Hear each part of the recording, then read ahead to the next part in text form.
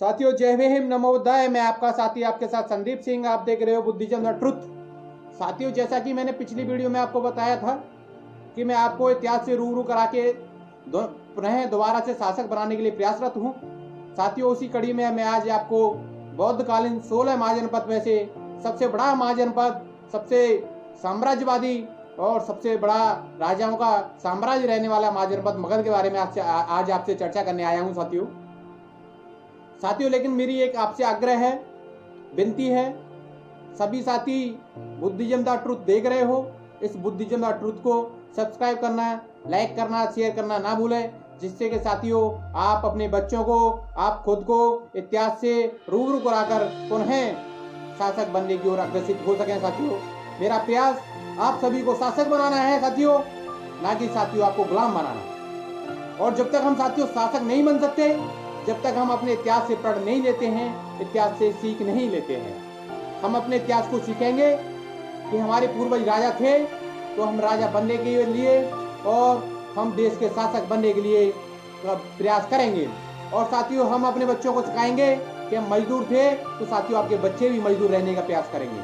इसलिए साथियों मेरा प्रयास आप सभी को राजा बनाने के लिए है। इसलिए साथियों पुनः विनम्र विनती करता हूँ, आप सभी साथी बुद्धिज्म द ट्रुथ को सब्सक्राइब करना ना भूलें।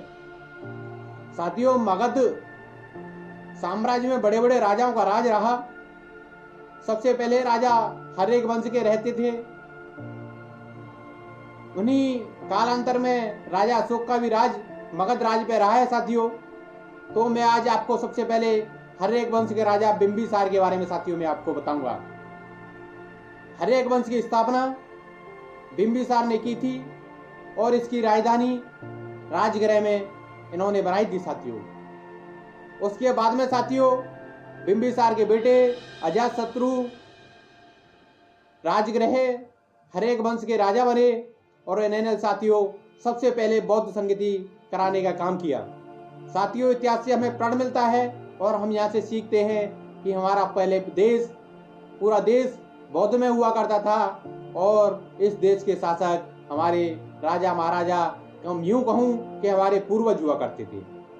साथियों उन पूर्वजों से राज छीनकर अत्याचारी, आक्रमणकारी और दमनकारी लोगों ने राज बनाकर साथियों हम लोगों को गुलाम बनाया।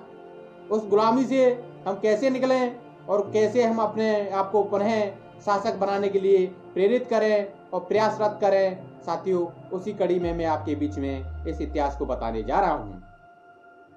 साथियों जैसा कि अभी मैंने आपको बताया, अजातशत्रु ने प्रथम बौद्ध संगति कराई थी। उसके बाद साथियों इनका बेटा उदयन इस राजवंश का, हर्यक वंश का शासक बना और उदयन ने साथियों सबसे पहले गंगा और सोन नदी के किनारे पर, गंगा नदी और सोन नदी के किनारे पर पाटलिपुत्र नामक एक शहर बसाने का काम किया। जो साथियों पाटलिपुत्र इतिहास में बहुत सारी जगह आपको दिखेगा और प्रेजेंट में उसे ही पटना कहा जाता है। हर्यक वंश के लास्ट शासक, अंतिम शासक नागदशक थे और नागदशक की हत्या करके शिशुनाग वंश की स्थापना हुई।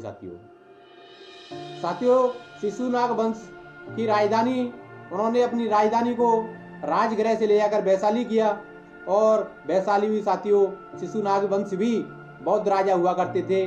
वैशाली भी बौद्धकालीन बहुत बड़ा विस्तृत इतिहास वैशाली का हमें मिलता है।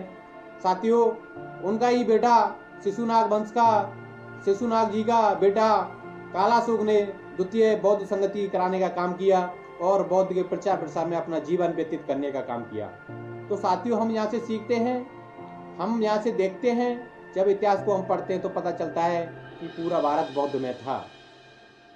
साथियों कालाशोक के बाद नंदीवर्मन इनके शासक हुए और उसकी हत्या महापद्मनंद ने की।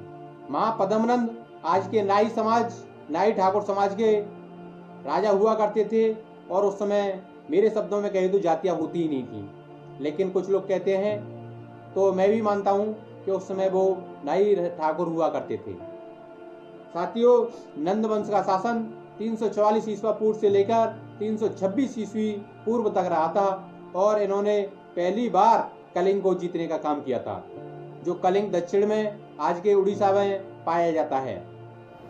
जैसा कि अभी मैंने आपको बताया, नंदवंश दक्षिण विजय के बाद में इसके राजा नंदवंश के गणानंद हुए। इनका शासन 326 ईस्वी पूर्व से लेकर 322 ईस्वी पूर्व मात्र 4 साल रहा था साथियों। गणानंद नंदवंश के अंतिम शासक थे और सिकंदर के समकालीन थे। गणानंद की मृत्यु के बाद मौर्य वंश की स्थापना हुई। जिस मौर्य वंश से सम्राट अशोक आया करते थे, उस मौर्य वंश की स्थापना करने वाले चंद्रगुप्त मौर्य थे साथियों। चंद्रगुप्त मौर्य ने साथियों मौर्य वंश की स्थापना के साथ साथ अपने क्षेत्र को बढ़ाने का काम किया और प्रारंभ में साथियों बौद्ध धर्म को मानने वाले थे। जब उनकी अंतिम मृत्यु हुई, जब वो मरने वाले थे, तो उन्होंने जैन धर्म को स्वीकार कर लिया था और वो श्रवणगोला पद्धति से श्रवणगोला नामक जगह पर उनकी मृत्यु हुई थी साथियों। उनका बेटा बिंदुसार शासक बना और बिंदुसार के समय पर कई सारे आक्रमणकारियों का आक्रमण हुआ। उसी आक्रमणकारियों को देखकर उन्होंने अशोक को तक्षशिला भेजने का काम किया और तक्षशिला में अशोक ने पहली जीत देकर बिंदुसार को बताया कि मैं एक योग्य शासक बनने योग्य हूं। साथियों, जैसा कि इतिहासकार बताते हैं, बिंदुसार के बाद में सम्राट अशोक ने अपने कई सारे भाइयों की हत्या करके वो राजा बने थे, लेकिन मेरा ऐसा मानना नहीं है, हत्या उन्होंने नहीं की थी। इन्होंने इतिहास को तोड़ मरोड़ कर पेश किया है। हाँ, इतना जरूर था कि वो छोटे भाई थे, उन्होंने कई सारे भाइयों को इग्नोर मारते हुए वो शासक बने थे साथियों। इतिहासकारों ने लिखा हत्या की थी, लेकिन ऐसा कुछ था नहीं साथियों। उसके बाद में जैसा कि साथियों आप जानते हैं, सम्राट अशोक की लास्ट युद्ध उन्होंने कलिंग पर युद्ध करा था और कलिंग युद्ध के बाद में उनका मन परिवर्तन होकर उन्होंने बौद्ध धर्म ग्रहण करने का काम किया और बौद्ध धर्म ग्रहण करने के साथ में साथियों उन्होंने एक दंभ यात्रा की और दंभ यात्रा में स्लोगन दिया, जियो और जीने दो। उन्होंने साथियों अपने शासन में रहते हुए बहुत सारे जन कल्याणकारी काम ऐसे किए, जैसे कि सबसे पहले रोड बनाने का काम, पशु चिकित्सालय खुलवाने का काम, जनता से सीधे मिलने का काम, दंभ यात्रा अधिकारी नियुक्त करने का काम, चर्मकार उद्योग अधिकारी नियुक्त करने का काम, वित्त उद्योग नियुक्त करने का काम, ये सारे काम साथियों उन्होंने जन कल्याण के लिए किए। सम्राट अशोक के बारे में आप सारे लोग जानते हो। सम्राट अशोक ने